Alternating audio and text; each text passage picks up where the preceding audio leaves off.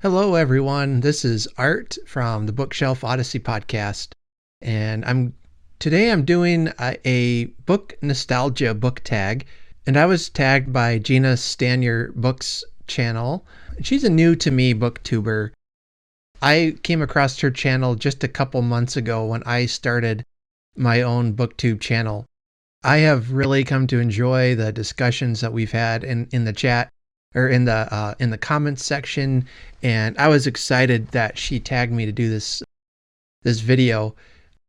Tag videos are some of my favorite because I love answering questions about the different books I've read, and they're some of my favorite booktube videos to watch. I'm really going to love this one, and I can't wait to share my answers with you. Nostalgia is such a powerful emotion that it can even make a bad movie good. You know, it can make a bad book good because you have happy memories of reading it as a child, but then when you get to it as you're older, you realize, maybe the quality of this book isn't so good, but you have such happy memories of reading it that it still holds a special place in your heart. Generally speaking, and I've talked about this before, like the Hardy Boy books, today the mysteries aren't really that difficult to figure out. They're written for a young adult audience, things like that, but I have such nostalgic feelings from having read those books, and those are the books that got me into reading, that it was that when I read those books now, it just, although I haven't read them in a while, but the nostalgia is a powerful factor in my enjoyment. All right, let's talk about books and the nostalgia book tag. And this tag was started by the booktube channel Everyone Who Reads It Must Converse, and I'll have the link in the show notes along with the list of books that I mentioned in this video. All right, so prompt number 1 is, what is the oldest book from your life that you still own? Okay, here we go. And so that book is a book that also has some very special memories to me about it, and it's called Joyce Kilmer's Anthology of Catholic Poets. Joyce Kilmer, it was a World War I soldier. He was a poet, and he died during the war, during World War I, unfortunately. But one of the poems he wrote, called Trees, is one that was very well known, especially during the time of my grandparents' generation. Not a lot of people my age and younger recognize this poem anymore, but when I mention this poem to older folks, in their 70s or 80s, they remember it. And it goes like this: I think that I shall never see a poem as lovely as a tree whose hungry mouth is pressed against the earth's sweet flowing breast, a tree that looks at God all day and lifts her leafy arms to pray, a tree that may in summer wear a nest of robins in her hair, upon whose bosom snow has lain, who intimately lives with rain.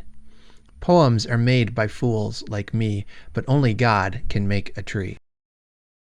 So that's the poem. Maybe that's familiar to you, maybe not. But it was in 1993. I still have the receipt. It looks like it was March 2nd, 1993 here. And I found this book in an old bookstore called Mad Hatter's Old Books, and it's in Washington State, in Langley, Washington. And looks like I paid about $8 for it. So $8 in 1993 money, that was a chunk of change for me back then.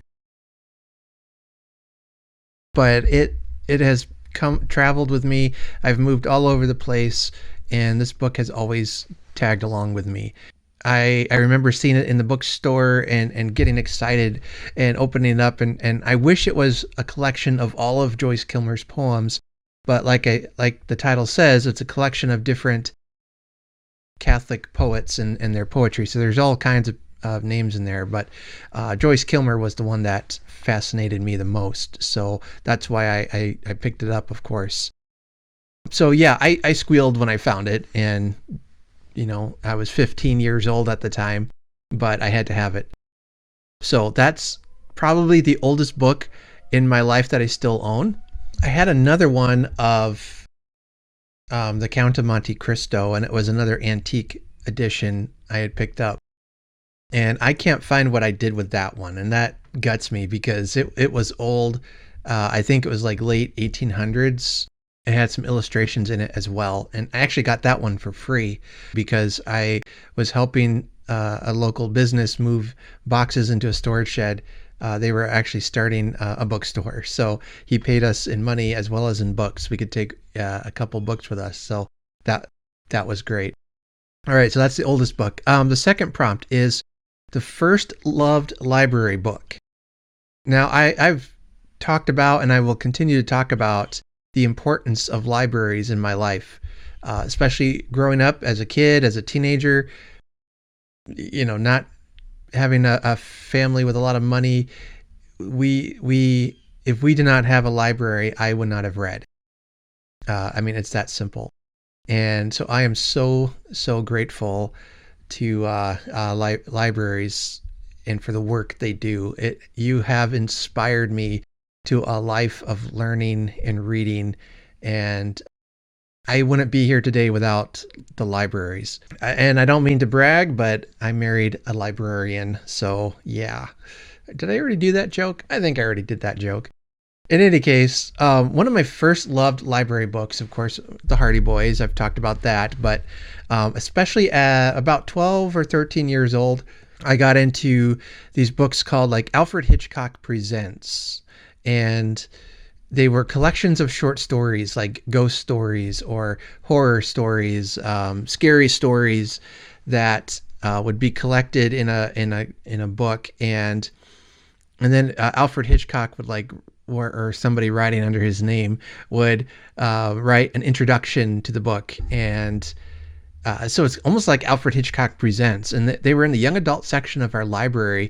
And I love those. That's really where I found such great classic, short stories and horror stories from the Victorian age, from the 1800s, the early 1900s, tales that were just frightening to me at that age.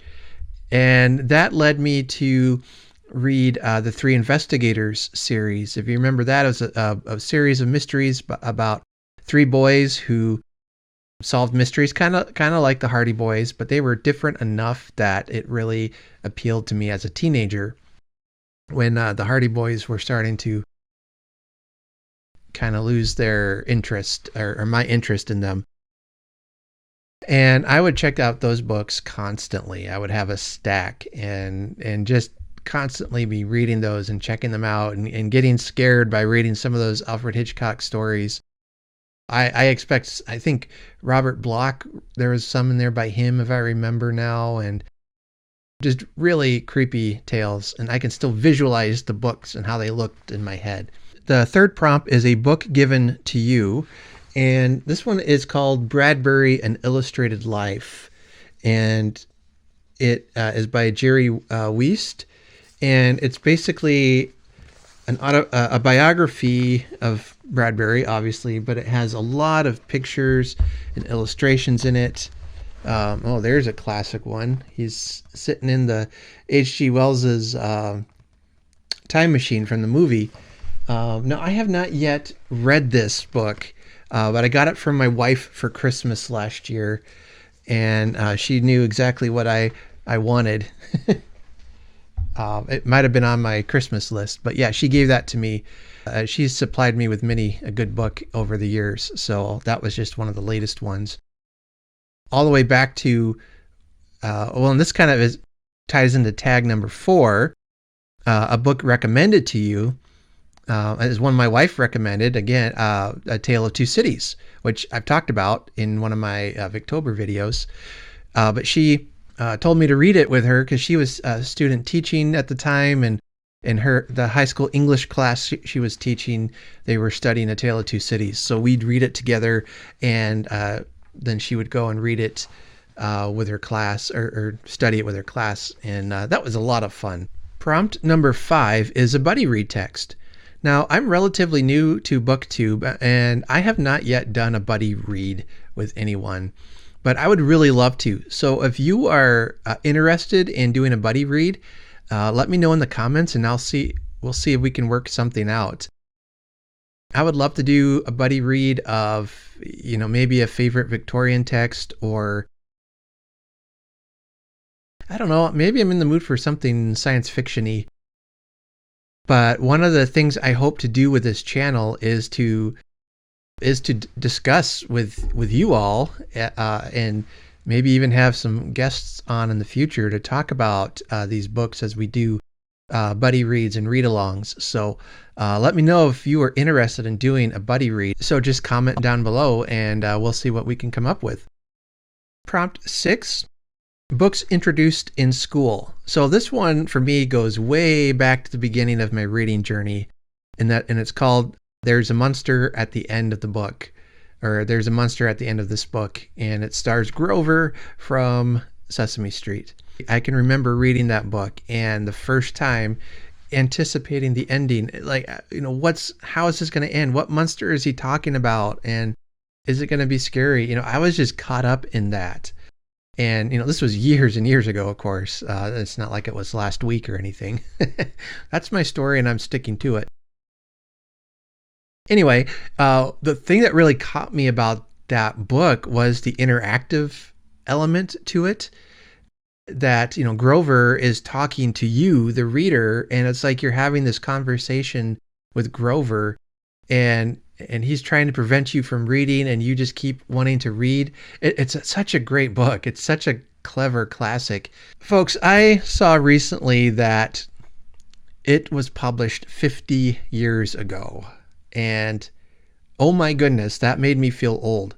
I cannot tell you the trauma that fact has, what that has done to my poor heart, to know that this book that I loved so much as a child is now 50 years old. At least it's still older than me.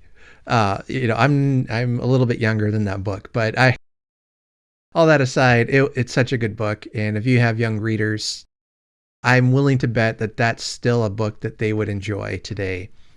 Prompt number 7 is genre fiction that inspires nostalgia. I would have to say probably the Star Trek novelizations. And this is one where nostalgia helps them be a little bit better. I know a lot of them were not the best written, and they're not really any classic sci-fi books among them, and they had to be pretty restricted in what they could and could not write. The books are probably not canonical with the series at all, but I read a ton of them as a teenager. Because I loved Star Trek, and I especially loved Deep Space Nine. That was my favorite series. I came into the Next Generation while it was in progress, but Deep Space Nine was exciting because this was the first brand new Star Trek series that I got to watch from the very beginning, and what a great story that series told. I'm a huge fan of Deep Space Nine. I think it still stands up today, although I haven't watched it in a couple of years now. But it might be time for a rewatch of that for sure. But I loved reading the novelizations, especially Deep Space Nine's novelization books. They were really good.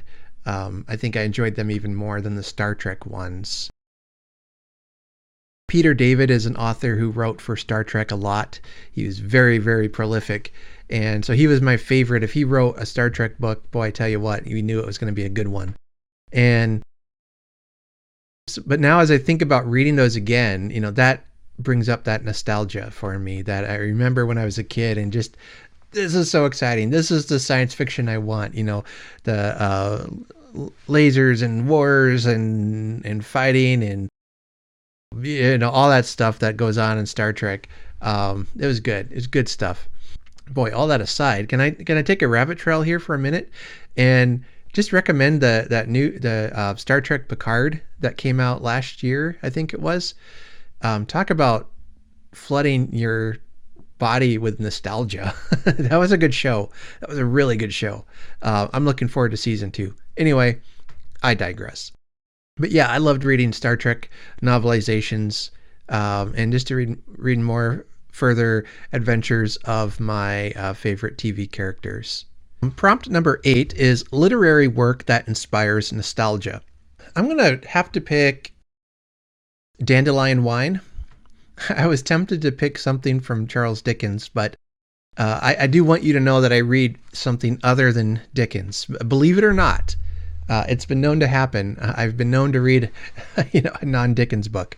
But Dandelion Wine is written by Ray Bradbury, and it tells the story of young Douglas Spalding, who's growing up in Greentown, Illinois, and it tells of one summer.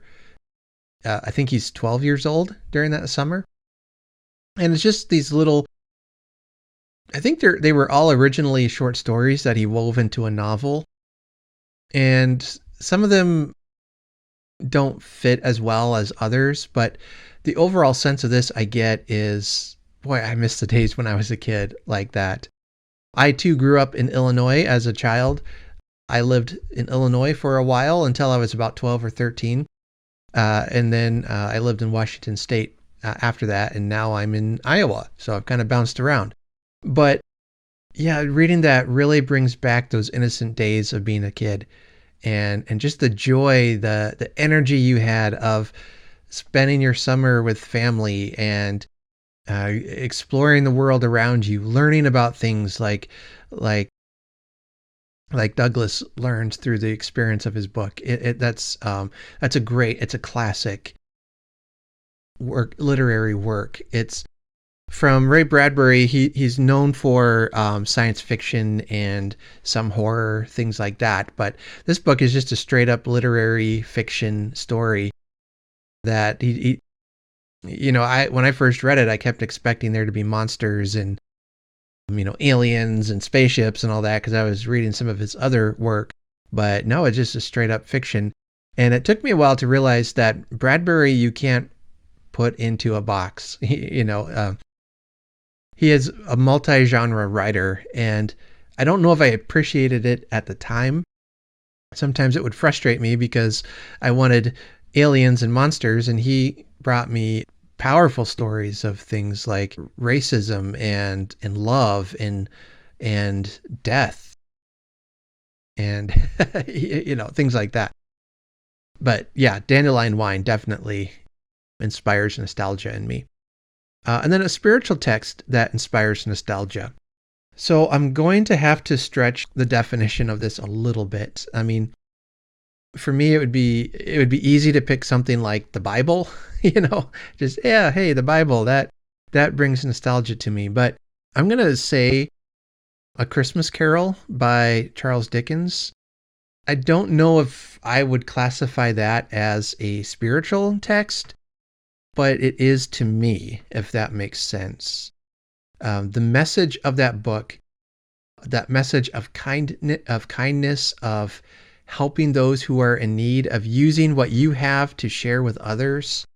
It's such a powerful message, and every year I read it or listen to it on audiobook, and every year I get something new out of it, and every year it becomes more and more profound to me. So, outside of the Bible, I would say that's one. This one is, though, it has that spiritual aspect to it, or the nostalgia aspect to it, is because I read it and I think about my Christmases as a kid, and I think about watching the Christmas Carol movies with my dad and with my parents, with my grandparents, with my brother and sister, getting excited for Christmas, getting excited for all those things that Christmas movies tend to make us excited for. So that would be one that may be an unusual choice for a spiritual text, but I'm a kind of a weird guy, so that one is definitely a text that has meant a lot to me spiritually, but also that inspires that or brings up that nostalgia. And then prompt number 10 is to tag some other readers. Now, I got to admit, I'm really bad at this, so I'm going to cheat and just say you. I tag you. If you're watching this video, consider yourself tagged. And I'm sorry, that's the lazy way out. but I'm still trying to get to know different YouTubers, and the ones that I know the best have already done this tag. So just give me a shout out in the comments if this video inspired you to make a nostalgia tag video as well. Just link it in the show notes and I'll watch it for sure, because these are great questions. This is a new tag to me. I don't know when this was first created, but this is a good one. I really enjoyed this one. All right, well, that's it for this tag. So be on the lookout. I've got some more videos coming. I might have a few Victober videos in November. Might be doing some Victvember and maybe some Victember,